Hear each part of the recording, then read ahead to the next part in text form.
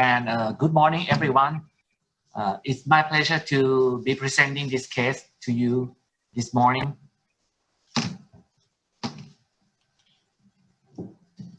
We have a 65-year-old gentleman.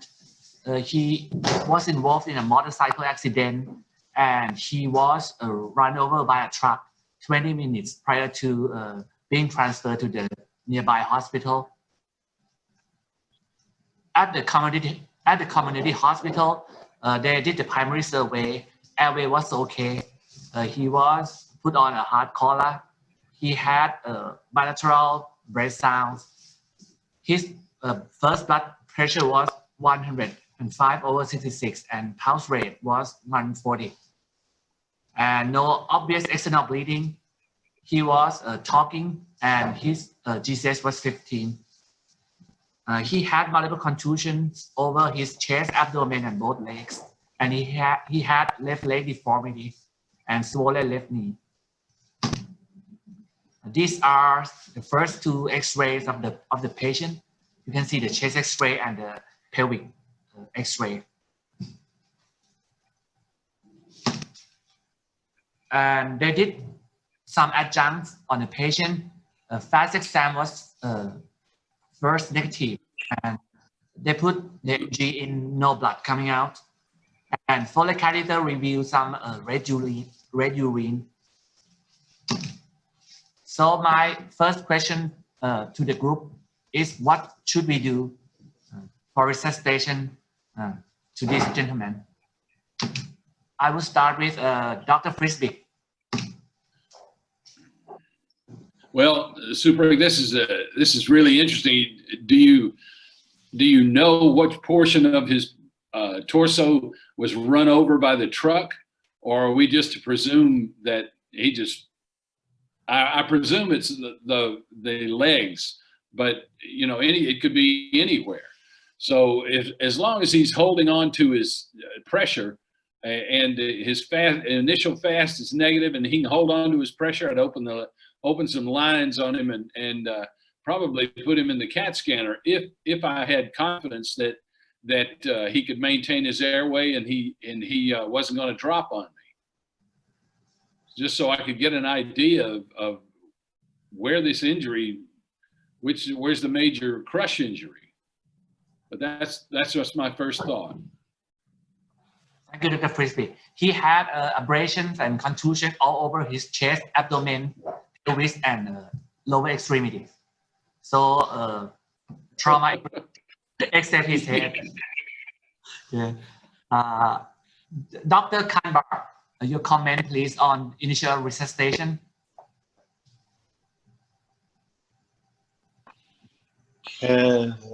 Hi, good evening, everybody. Actually, this patient, the blood pressure looks borderline. What I see in the pelvic X-ray that looks normal. The GCS is bit 15, and the mediastinum looks to me like slightly widened, although maybe the chest X-ray was done in supine position, so we cannot judge on that. The fast, I think you said it is negative. So this patient needs maintenance of fluid, continuous monitoring, and because of the severe mechanism of the injury and multiple chest and abdominal contusions, needs a pan-CT scan, which is CT for the chest, abdomen, as well as all the spine, together with the head. This is my opinion, and continuous monitoring during the presence of the patient in the trauma room and the transfer to the CT suite. This is what I think. Thank you. Thank you, Dr. Kanba. Dr. Collet, your comment on the initial management, please. Yes, in my initial assessment, I believe he's in shock. He needs to go Vejo que encontrei. So, this patient needs to shock, and because he has a pressure is low and tachycardic. He has, in the X-ray, you can see several ribs fracture on the right side. he has a fluid in the right size, a pleural effusion on the right size, and he has a wet mediastinum. So the situation, these patients need to go a CT, but he needs to recover his blood loss. So I believe these patients go to need a transfusion and start to go to a CT after. You can see in the pelvis, you have injuries on the pelvis, in the pubis, ischiopubic injuries that may be associated with a bowel injury. So you have urine, you have blood, red urine. So you have injuries of the ischio-pubis area. You can have a blood injury. So I believe this patient has a several injuries that may be diagnosed where he's blending. So I think he's blending for the chest. He may be blending for the abdomen to the chest because the rib fractures, and he have injuries on the pelvis, can be injuries on the pelvis. So I believe these patients need to go to recover his hemodynamic parameters with blood and go to an angio CT. That's I go to do. Thank you, Dr. Kole. Dr. Kasim, this patient... I came in a little late, so I can't tell you very much. But what I think is this patient has compensated hemorrhagic shock, like Dr. Kole has mentioned. So you need to find out where he's bleeding from. He could be bleeding in the chest, in the abdomen, in the pelvis, and all three cavities need to look at. And I'll keep it short. Thank you. Thank you, Dr. Kasim. Dr. Veron, your comment on the initial management, please. Well, as it was mentioned already, this patient has a severe pelvic fracture, and you can put a lot of blood into that pelvis. So my assessment here right now is that's where the money is. With a significant pelvic fracture, patient needs resuscitation. He needs a pelvic binder, and perhaps if he is, put an introducer for a possible Reboa catheter, because the options are going to be, this patient may have to go to not only to CT angio, but actually to be embolized for that. That's a significant bleeding. The heart rate is 140, so definitely this patient, at least at this point, the patient has at least a class 3 hemorrhage, and you have to start blood transfusion. Yes, I do see some pleural effusions, but I'm not that impressed. I think it's mostly, right now, I think the pelvic fracture is the major issue. Thank you, Dr. Veron. Did I miss anyone and anybody? Yes, sir. You have Dr. Calderon and Dr. Grigsby. Dr. Calderon, please, your comment. Good morning, Dr. Soba. Yes, this gentleman is very tachycardic, so he might be bleeding somewhere, either the chest or pelvis. Well, I would do a fast exam first at all to see if there is some abdominal fluid. Well, I give him more fluids intravenously. Request all the labs, including type screen, to be ready for transfusion. I will need more imagings. I would need to X-ray both lower extremities, especially the left femur and the left knee, because femoral fracture can also have a lot of blood around. After that, I will take the patient to the CT scan to do a pan-CT, especially chest, abdomen, and pelvis CT. Besides that, I will need a Foley catheter just to measure the urine output. But before that, I must be sure that there are no signs of urethral injury. Something that we usually miss is rectal examination for some rectal bleeding. That would be another clue for a bowel or colorectal injury that would be associated to the pelvic fracture. Besides that, let's give some pain medication to this gentleman. Well, thank you. Thank you, Dr. Calderon. I got Dr. Frisbee already, so I think I got everyone. I'm sorry, that was Dr. Grigsby in Norfolk. Yeah. So, and I don't have too much to add. This guy is either going to go to the OR and get his pelvis packed, or he's going to make it to the scanner. I would start with resuscitating him just in the trauma bay with some blood and seeing if the heart rate comes down some. Get the pelvic minder on, get access, get a femoral arterial line so we can, if he needs it, get a reboa up, and basically just see how he responds to a unit or two of, and we use whole blood if we have it. If the heart rate comes down, he'll make it to the scanner. If not, he'll need to go get his pelvis packed, and then we go from there. The other thing I'll add, just it sounded like he had some leg deformity too, and sometimes these guys will have, multiple kind of bad injuries that add up to hemorrhagic shock, but not one really bad injury, or he may have multiple really bad injuries. So, we need to look at leg deformity, get him in traction if that's needed, or get him reduced. And then the other thing is with that chest X-ray, if he's not coming down, you may just need some chest tubes to see what's actually going on in there. But that's the first part. Thank you, Dr. Crispy.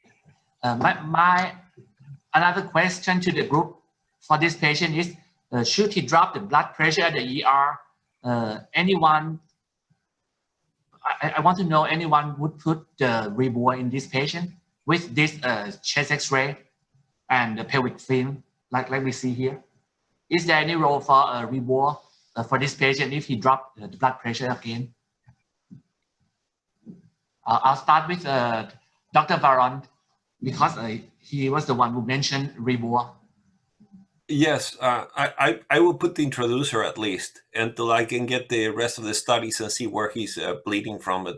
Because if it's just a pelvic fracture, then you would put it in there. But obviously, you want to rule out that he doesn't have something in mediastinum. So I will wait the deployment of the reboa until he gets a CT angio. Dr. Kasim, your comment on reboa, please.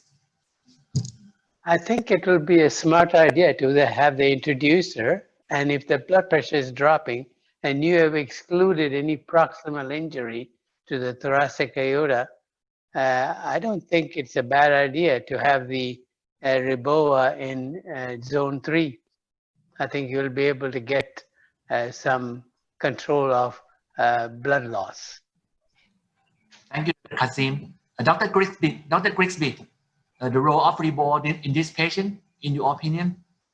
I think having again, like other people are saying, I think having that option open is useful. If he does have something going on in the chest, obviously it'll make that worse. And I've seen a couple of cases where, we've done it for, afterload, not necessarily bleeding control. It does make the bleeding a little worse proximally, but you get control of that.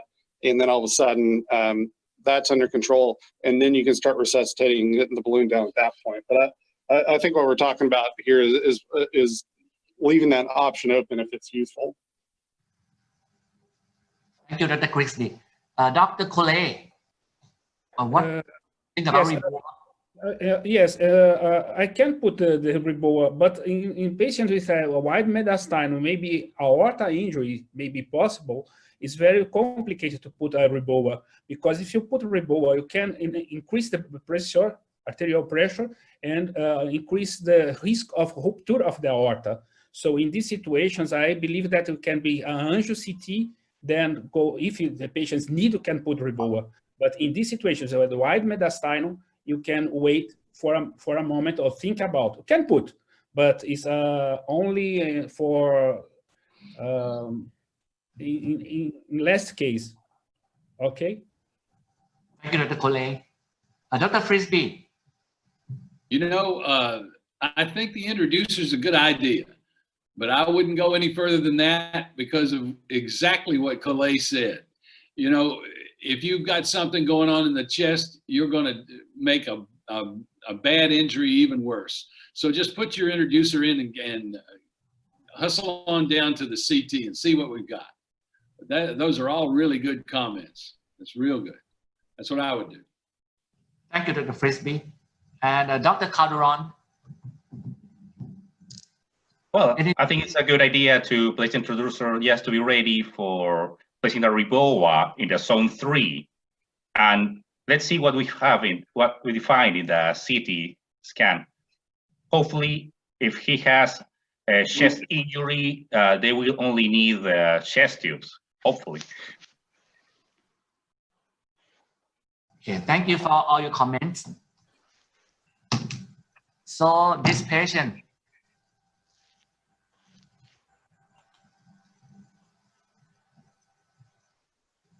we got more information from history taking from the first hospital. As you can see here, he had no drug allergy, but he had some medical conditions. And this patient, additional physical examination, he had contusion all over lower abdomen and tenderness. And he had absence of pulse on the left foot. And this is additional X-ray of the left leg. Right is okay, but you can see he had a fracture of left lower leg. And they did send the patient to the CT scan. He dropped the blood pressure just before the CT, and he got a bolus of fluid, and he responded. And they eventually put the left chest tube in because he had a decreased left breast sound later. And they got like 500 cc of blood coming out. They did the left leg, and I'll show you the CT scan of this patient.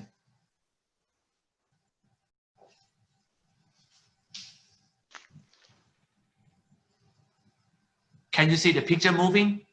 Yes. Yes.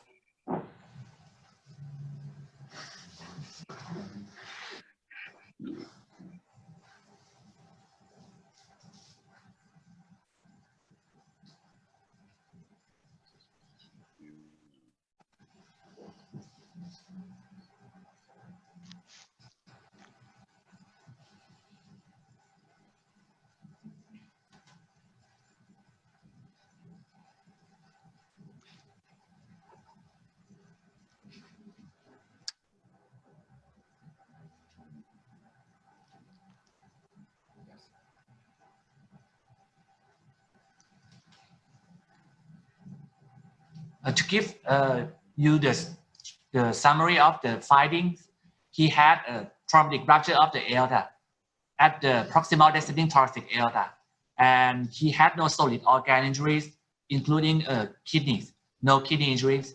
He had some free fluid in the abdomen, and they suspected some free air from the CT scan. No large pelvic hematoma.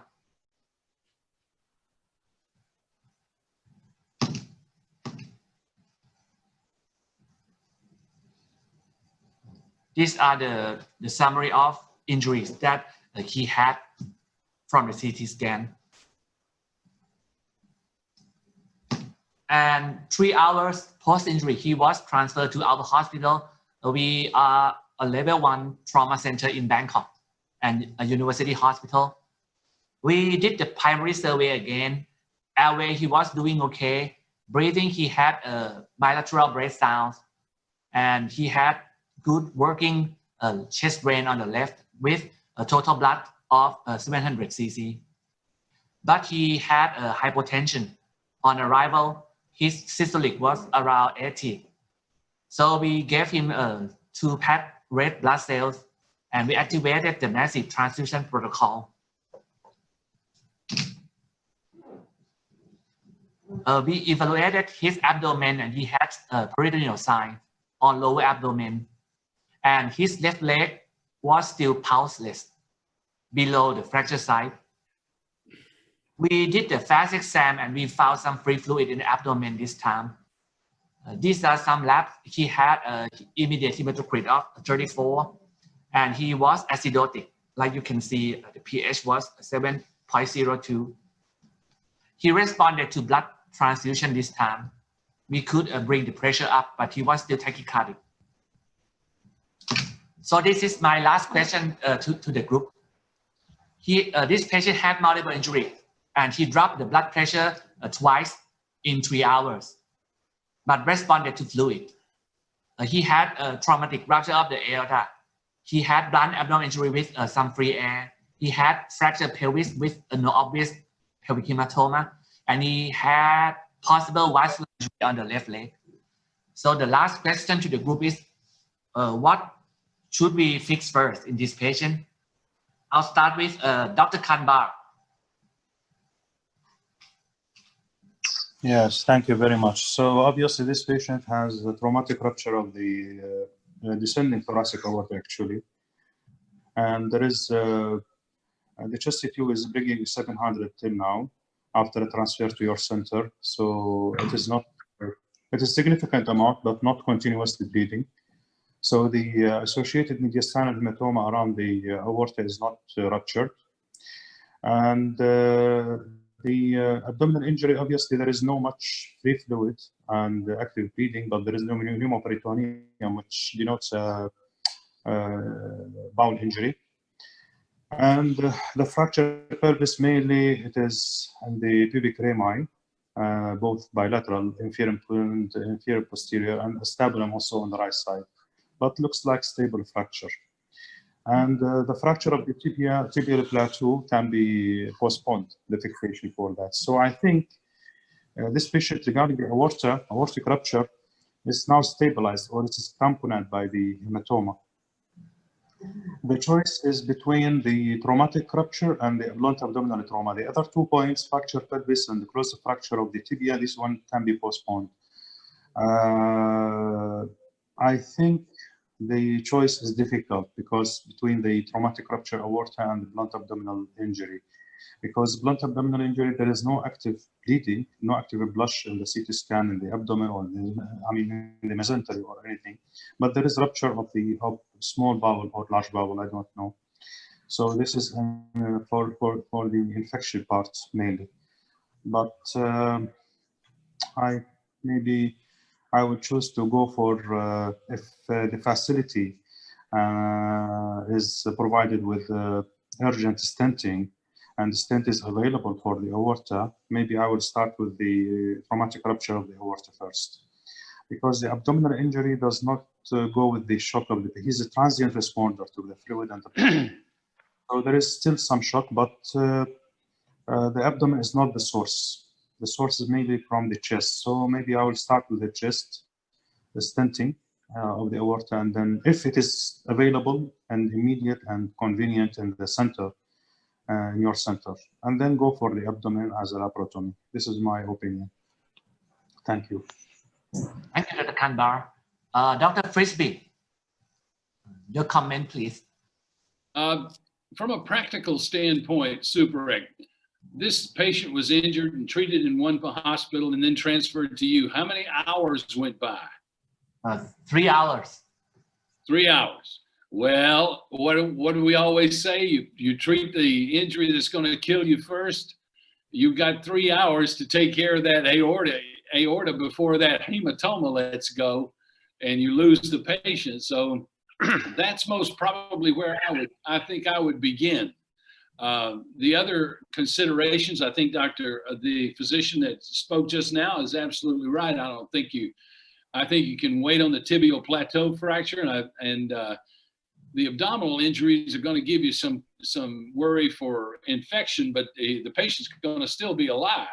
You don't fix that thoracic aorta pretty quick in some manner, you're not going to have to worry about the other injuries. So that's the one I would start with. Thank you very much. Thank you. Dr. Collet, what would you do first for this patient? I agree with the comments, but I do different. Because this patient is stable, 3 hours stable. The aorta injuries, when it's rupture of the aorta, is very quickly in the patient's death. So the patients become shocking because they have problems in the abdomen, because the blood comes from the abdomen fast, become positive from the negative for 3 hours, and the patient is blending for the abdomen.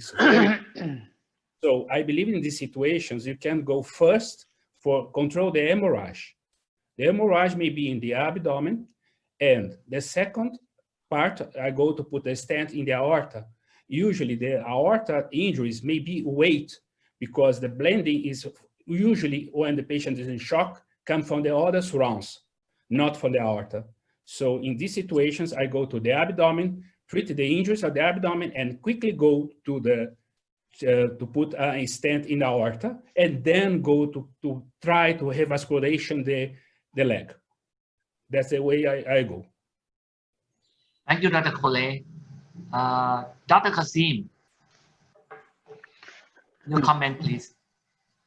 The least of my worry at this patient at this moment is the traumatic rupture of the thoracic aorta, because I think there was a very good symposium from UCLA that I attended several years ago, and they were able to show patients who are going to die from thoracic aortic rupture, they usually die very quickly, either on the field or by the time they reach the hospital.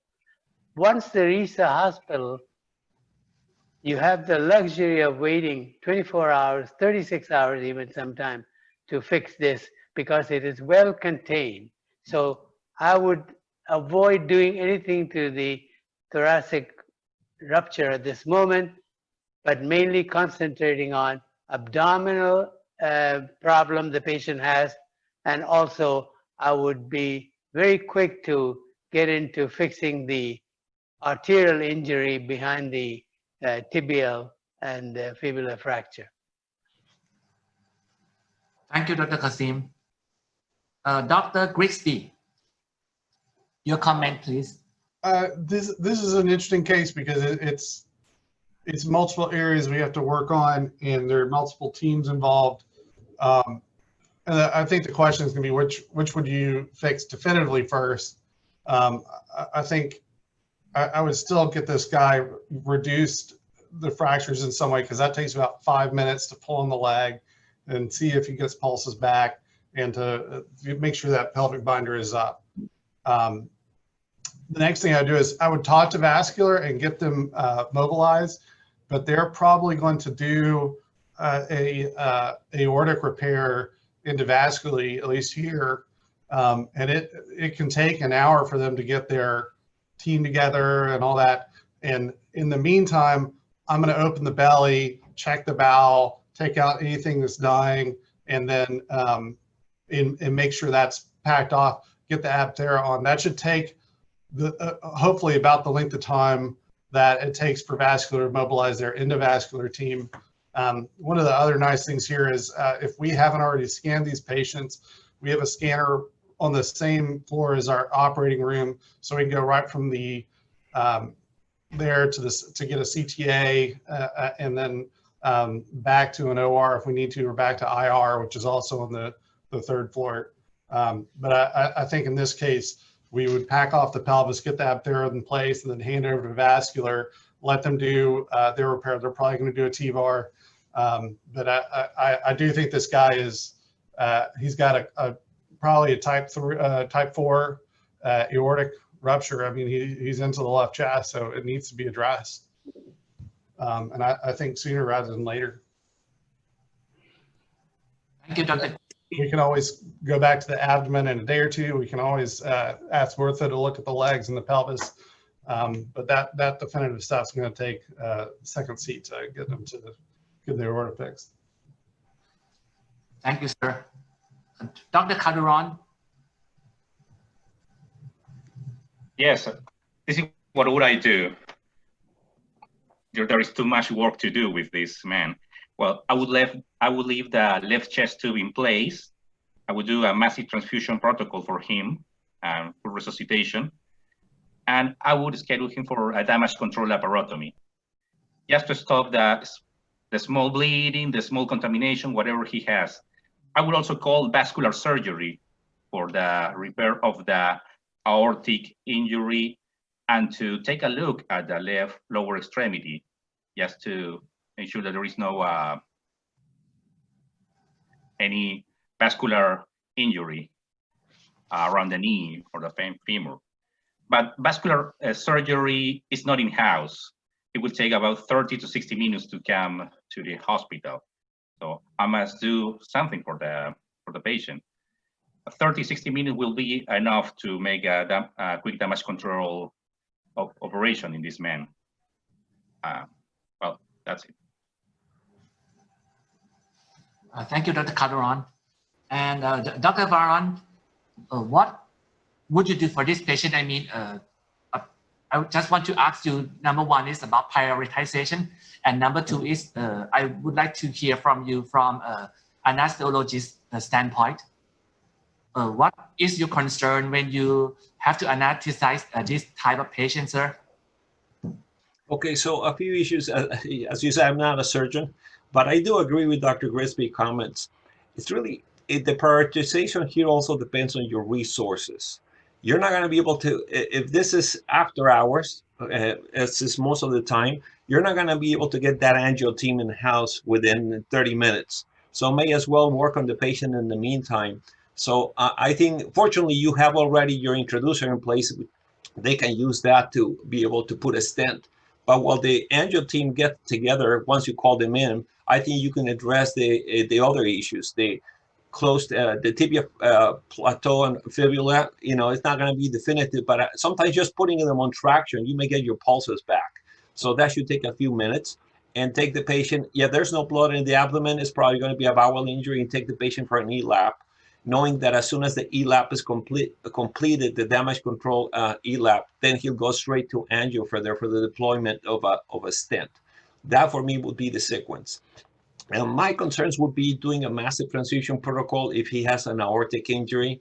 And actually, I would let the pressure run around 80 to 90 systolic in this case. And I wouldn't be very aggressive with the blood transfusion. Some of the recommendations is to better blockade this patient, although this may not be possible. Usually everybody says you should put them on ESMO, but when somebody's bleeding, you can't do that. So that's going to be a judgment call at that point. Again, try to diminish the shear forces and making that rupture, making it worse. So I think control blood pressure, control heart rate is essential. And again, you called your angio team. If by any chance the team was there already waiting for them all day, then I guess you could go straight there. But I think you could go for the damage control laparotomy first and then go to the angio suite from there. Thank you, Sir Dr. Varan. So all the comments are great, and I appreciate all your comments. What we really did for this patient. So I took Dr. Kazim, Dr. Kole, and Dr. I cannot remember the other guy who suggested that we should do laparotomy first. Dr. Kazim, Dr. Kole. And Dr. Grisby. Yeah, and Dr. Grisby. So I opened the belly first, and I found 500 cc of blood, and there was active bleeding from mesentery, from a mesenteric injury. So I stopped that bleeding. He had 2 bowel injuries. One on the small bowel and the other bad injury on sigmoid colon. No solid organ injuries and no pelvic hematoma. So in this patient, he had some bleeding in the abdomen. And you can see mesenteric injury here. You can see bowel rupture here. And we did damage control surgery for the bowel injury. We just stapled the bowel. And we packed the bleeding. We temporarily close the abdomen, and this is the sigmoid injury. And second, we did an emergent TEVAR to repair the ruptured aorta. At that point, I thought that the aortic injury should not be the source of bleeding in this patient from what you mentioned before, because he had survived the injury from the scene, and he had quite stable mediastinal hematoma. So I try to address this later. And we found a rupture of descending thoracic aorta on the angio. Luckily, we had a hybrid OR for this patient available, so we took him to the hybrid OR to do everything in one place. After laparotomy, we put the catheter in the aorta and we did the angiogram. This is Dr. Kritiya, my colleague, and he is the chief of vascular surgery, and he's also trauma surgeon. So we are lucky. We can have the vascular team come very quickly for trauma patient.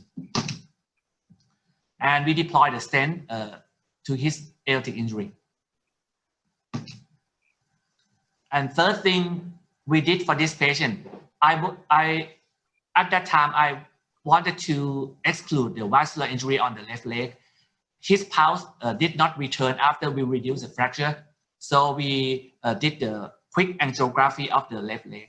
And fortunately, there was no other injury. And this was the angiography for this patient. You can see some leakage here at the descending thoracic aorta. Distal to the left subclavian artery. And this is after stent deployment, the leakage was gone. And this is angiography of the left leg.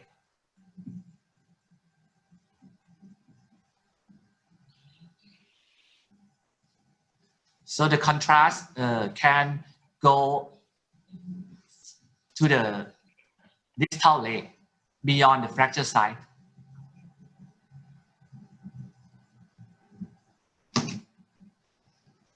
And the last thing I did for this patient was definitive abdominal surgery. So I went back to the abdomen and repaired the small bowel. I resected the injured colon and performed end-to-end anastomosis, because at that time his physiology was much better after transfusion and all the thing we did to him. And we could close the abdomen primarily in this patient. So to give you a synopsis, we did the laparotomy first, and we did the damage control surgery. And after that, we deployed the aortic stent, and we did the angiography of the left leg to exclude the vascular injury. And lastly, we repair everything in the abdomen and close the abdomen. And this patient, he did well post-operatively. We put him in the ICU for a week. And during the hospital stay, he had multiple gouty attacks. But he did well. He had bloating and vomiting. And we found that we forgot to give him his thyroid medication. And he got better with thyroid medication. And he was discharged home 2 months after the operation. So that's all I have to present with this case. I'd like to hear your final comments. Starting with Dr. Kole, your final comment, please. Congratulations for the case. It's a very interesting case. And you can show the adequate approach in the associated injuries, the aorta and the other segments injuries. And you treat first is the hemorrhage, and then you go to treat the aorta. Congratulations for the presentation. Thank you. Thank you, Dr. Kole. Dr. Kasim, your final comment, please. I think the reference that I was mentioning to you about the symposium on aortic injury is by Ali Azadeh. He's at UCLA at this moment. Anyhow, I think your approach was perfect in this case. You went through methodically as you thought it was necessary. And the only thing that I would not have done, because of massive transfusion the patient received, I would have been very scared to do a primary anastomosis of the sigmoid colon. But that is, I like to know what other people think about that. Thank you. Thank you, Dr. Kasim. Dr. Grigsby, your final comment, please. Yeah, it's kind of like I was saying earlier. I think this guy had multiple things going on. He was in pretty bad shock. And I think, a few things that were sort of serious added up to something really serious. So the guy, you can have multiple injuries that add up to class 4 hemorrhagic shock pretty easily, even though not many of the, not one of those things will be as bad. So I think being, having multiple things going at the same time and getting the hemorrhaging and the abdomen controlled before getting the vascular team in there, because one thing that can happen is these patients go to the OR with vascular, or they go to the IR suite and they have a small bleed that doesn't get addressed, and things can go downhill pretty quickly. So staying involved and taking care of what you can ahead of time, and then getting the aorta repaired. I do think that need to be done sooner rather than later, just because I think he's bleeding into his chest pretty badly. But this is a great case that shows multiple teams involved in the patient's care and a good outcome. As far as hooking the valve back together, we probably would have waited about, not done that in the same trip. Probably would have taken him to the ICU and done that, but we're pretty aggressive here about getting patients closed and getting them hooked back together. So even a short period, but getting them back hooked together is pretty important. It can reduce morbidity down the road if he can tolerate getting hooked back together. So if his shock's under control, then we'll often give him a chance here. Thank you, Dr. Grisby. Dr. Varon, your final comment, please. I think the case was very nicely managed. I don't know if I would have go straight to the repair at that point. It's really going to depend if the patient has any of the lethal triad, acidosis, coagulopathy, or hypothermia. I guess if the patient is stable in those sense, you can go ahead with that. Otherwise, probably bring him back the next day. So once the bleeding is controlled, then you can better blockade the patient, do all the other things, and bring him back for the definitive repair. But it was a very interesting case. Obviously, if the Roboa would have been deployed originally without looking at the CT angio first, that would have been an issue. So I think it was wise to wait. But having the introducer in place, can give you some versatility, and also the angio team can also use that for the deployment. Thank you for the case. Thank you, Dr. Varon. Dr. Calderon, your final comment, please. Yes, a very nice case. That was a good job and a quick job. It's not easy to have the vascular team involved so fast. Thank you. Well, the only thing I would do different, in the first laparotomy, I would just do the bowel resection, leave the bowel in discontinuity and any necessary packing, and leave the abdomen open. And I will come back 48 hours later for doing the definitive repairs. Well, a second look and the definitive repairs. Thank you. That's it. Thank you, Dr. Calderon. And your final comment, please.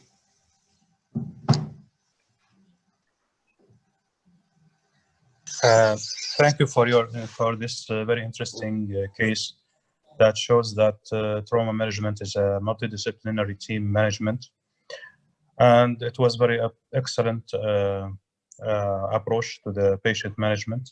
Just one point to mention that the point that makes difference between the approach first to the chest or the abdomen, I think if the CT scan has shown a clear blush in the abdomen, then this is an indication to start with the laparotomy, of course, because in trauma, I think we have to first stop the bleeding and then control the source of infection. But the CT scan was not mentioned that the CT scan showed any blush in the abdomen. So I didn't think that the abdomen was the source of bleeding and the shock of the patient. That's why my opinion was to start with the chest first. But if the CT scan report or the review of the image showed a blush in the abdomen and the mesentery, then for sure we have to start with the laparotomy. And since your center is well equipped with good facilities and ability to gather the teams soon, and you have the hybrid OR, so this approach was very good and excellent, and thank you for this case. Thank you, Dr. Kanbar. So I'd like to thank everyone for participating this meeting, and have a good week to go, and please stay safe. I'd like to see you next 2 weeks. Super, great meeting again. Thank you for doing the presentation. I came here late, but I follow most of the case. Again, the show a great management, great common sense, and using a lot of tools available at your hospital, and a lot of your brain. You are a great trauma surgeon, and I'm very glad to have you join this conference every other week. Thank you very much for staying with us for so long. Okay. Thank you, Dr. Matos, for teaching me, and Dr. Baron too. Thank you very much. I hope everybody stays safe. Thank you. Thank you. Great case. Thank you.